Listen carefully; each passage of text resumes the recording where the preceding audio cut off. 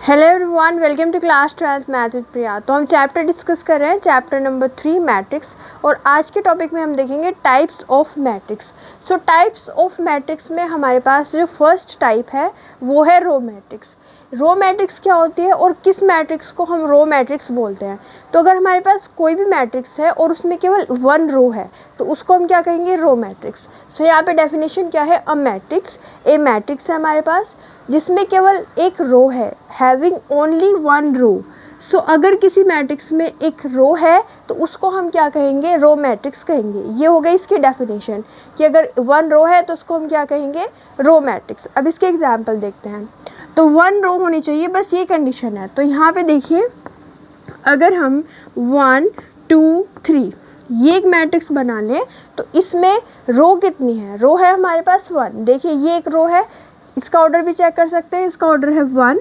और कॉलम कितने हैं? 1 2 3। तो यहाँ पे कॉलम कितने हैं? 3, तो इसका ऑर्डर है 1 क्रॉस 3।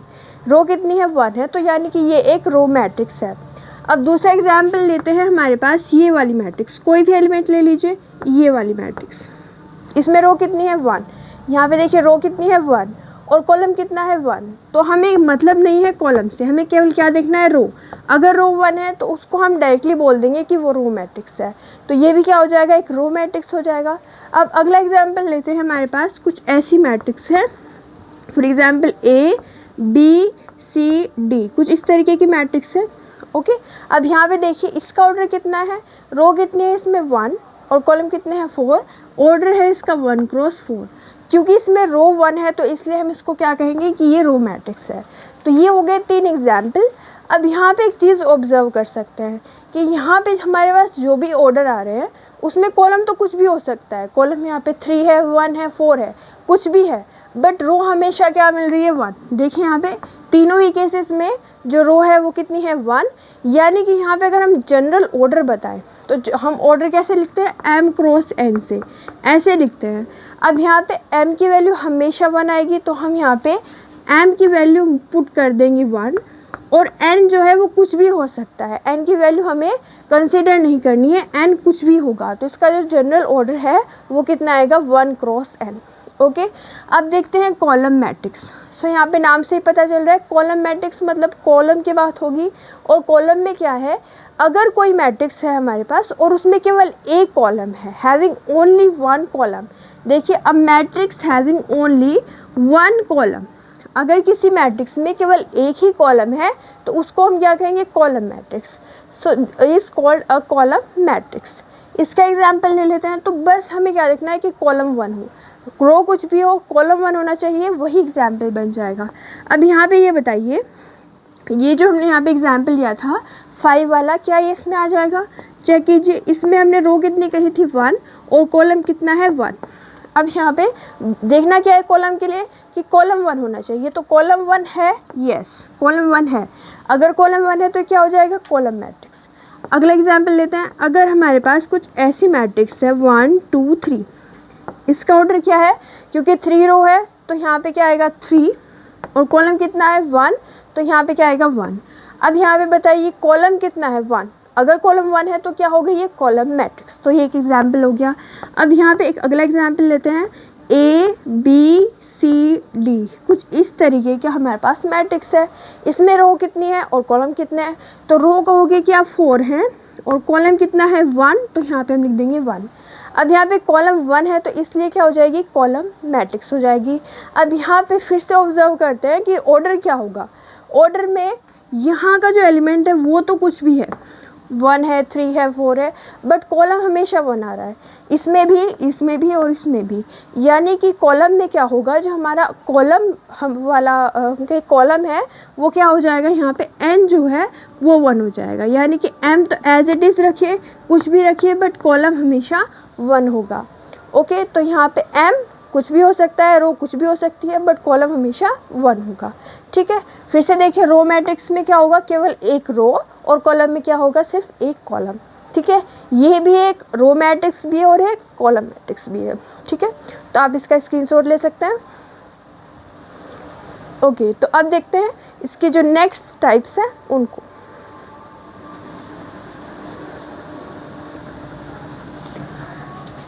ओके, तो अब देखते हैं स्क्वायर मैट्रिक्स किसे कहते हैं। तो स्क्वायर मैट्रिक्स इम्पोर्टेंट टाइप है मैट्रिक्स के टाइप्स का। तो स्क्वायर मैट्रिक्स क्या होती है कि अगर हम एक मैट्रिक्स देखें, उसमें नंबर ऑफ़ रोज अगर नंबर ऑफ़ कॉलम्स के इक्वल आ जाते हैं तो उसको हम बोलेंगे एक स्क्वायर मैट्रिक्स। तो यहाँ पे डेफिनेशन क्या लिखी हुई है, a matrix in which the number of rows, जिसमें नंबर ऑफ रोज किसके इक्वल आ जाए, is equal to the number of columns. तो नंबर ऑफ रोज अगर नंबर ऑफ कॉलम्स के इक्वल आ जाती है तो उसको हम क्या बोलते हैं, एक स्क्वायर मैट्रिक्स। ठीक है, अब यहाँ पे ऑर्डर के बारे में हम एक इम्पॉर्टेंट नोट लिख लेते हैं। ऑर्डर क्या होता है किसी भी एक मैट्रिक्स का, हमने देखा था m क्रॉस n होता है। ओके, अब यहाँ पे m क्या होता है, नंबर ऑफ रोज, n क्या होता है, नंबर ऑफ कॉलम्स। m क्या होता है, नंबर ऑफ रोज, एंड जो n होता है वो क्या होता है, नंबर ऑफ कॉलम। यस, अब यहाँ पे कंडीशन क्या है कि ये दोनों इक्वल हैं, मतलब यानी कि m n दोनों इक्वल होंगे। So m is equal to n, ये जो है स्क्वायर मैट्रिक्स की जो है कंडीशन है। सो ऑर्डर क्या होगा, ऑर्डर होता है m cross n। So order में यहाँ पे हम लिख दें कि जो m n होते हैं वो कैसे होते हैं, इक्वल। सो अगर ऑर्डर है हमारे पास m क्रॉस n, सो यहाँ से क्या होता है कि m जो है वो n के इक्वल होता है। ओके, ये एक स्क्वायर मैट्रिक्स की कंडीशन है। अब एग्जाम्पल से देखते हैं कि स्क्वायर मैट्रिक्स क्या होती है। हमने एग्जाम्पल देखा था 5 एक मैट्रिक्स है। ओके, अब यहाँ पे नंबर ऑफ रोज कितनी है, 1, नंबर ऑफ कॉलम्स कितने हैं, 1। ओके, तो जो m है वो n के इक्वल आ रहा है, यानी कि ये क्या हो जाएगी, एक स्क्वायर मैट्रिक्स हो जाएगी। Number of rose number of column के इक्वल है, तो ये क्या है, एक स्क्वायर मैट्रिक्स। अब यहाँ पे दूसरा एग्जाम्पल लेते हैं। हमने कोई एक मैट्रिक्स ली जिसमें कुछ ऐसे एलिमेंट है, यहाँ पे number of rows and number of columns check कीजिए। तो नंबर ऑफ रोज कितनी है, 1 2। ओके, नंबर ऑफ कॉलम्स कितने हैं, 1 2। तो ऑर्डर कितना हो जाएगा, 2 क्रॉस 2। ओके, 2 क्रॉस 2 इसका ऑर्डर है, यानी कि नंबर ऑफ रोज m किसके इक्वल है, नंबर ऑफ कॉलम्स n के। तो ये क्या हो गई, एक स्क्वायर मैट्रिक्स। अगला एग्जाम्पल लेते हैं। एक हमारे पास मैट्रिक्स है जिसमें कुछ ऐसे एलिमेंट हैं, फॉर एग्जाम्पल 2 4 3 5 ले लेते हैं यहाँ पे।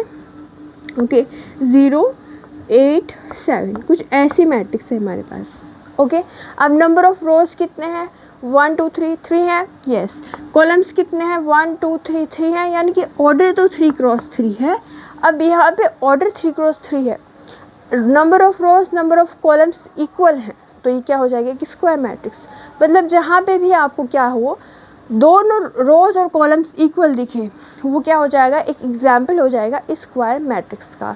सो फिर से देखते हैं कि स्क्वायर मैट्रिक्स क्या है, जिसमें number of rose number of columns के इक्वल आ जाते हैं, यानी कि m इक्वल आ जाता है n के, तो वहाँ पे उस मैट्रिक्स को बोला जाता है स्क्वायर मैट्रिक्स। एग्जाम्पल से हमने इसको डिस्कस किया, तो आप इसका स्क्रीनशॉट ले सकते हैं। ओके, तो ये हमारे पास टाइप्स ऑफ मैट्रिक्स। आगे और भी टाइप्स हैं, उनको हम अगली क्लास में डिस्कस करेंगे। सो अगर आपको मेरी वीडियो अच्छी लगी तो लाइक कीजिए, शेयर कीजिए, हमारे चैनल को सब्सक्राइब कीजिए। Thank you so much for watching.